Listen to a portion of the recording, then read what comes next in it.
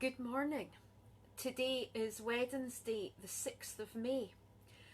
In the Celtic Church and until the Middle Ages, today was the feast day of St. John.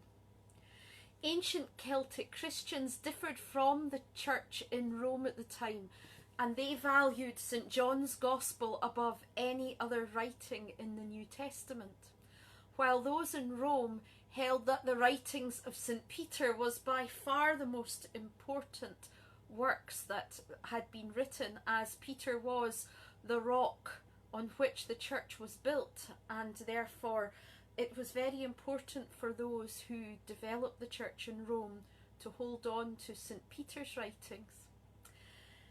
St. John's Gospel was written by someone we call the beloved disciple, and whoever that was, tradition records that his name was John. It is also thought that the Gospel was written quite a long time after the other Gospels, and what followed on from that was the book of Revelation, which is in itself a great challenge. It's recorded that St. John was a slave in the salt mines, and he suffered greatly.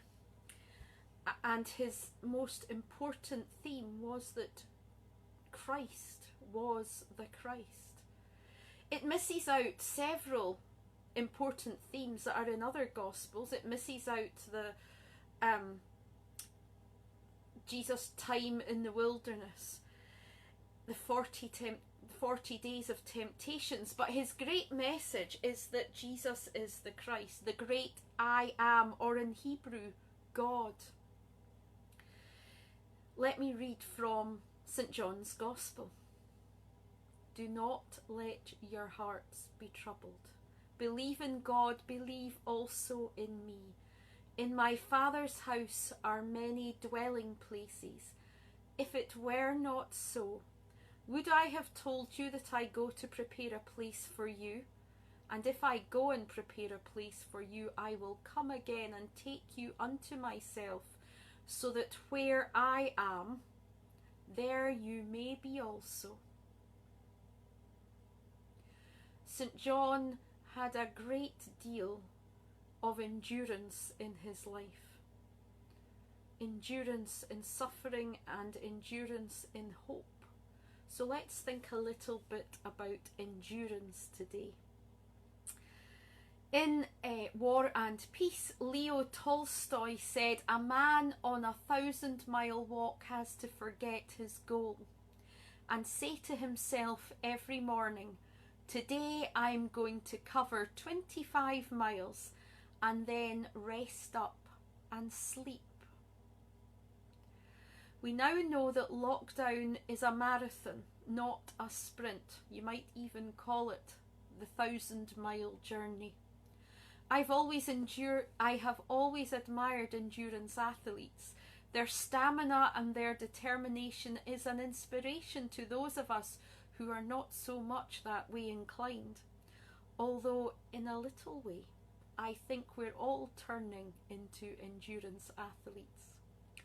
For 43 days we have lived with this new state of being, and it looks like we might have another 43 days before we begin to emerge from the cocoons that we have built around us. Endurance is something we're learning about.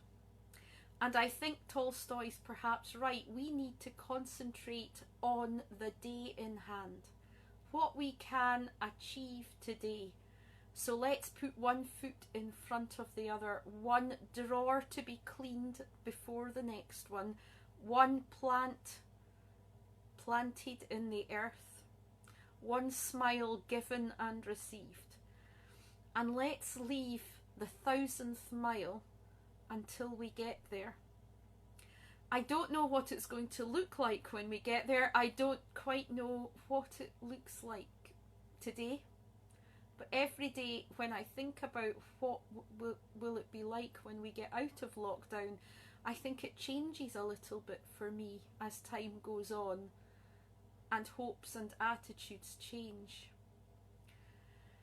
And when we do get there, it may be a little unexpected, perhaps even a little disappointing.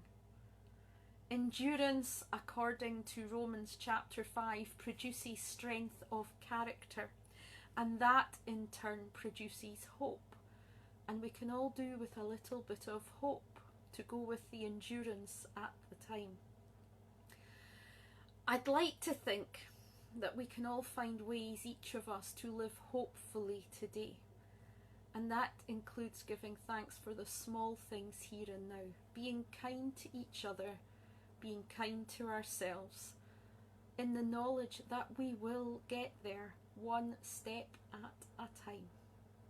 Let's enjoy the day. I'm looking up now and all I can see is blue sky, so if you get the chance, go out and breathe in the air and just look up and give thanks.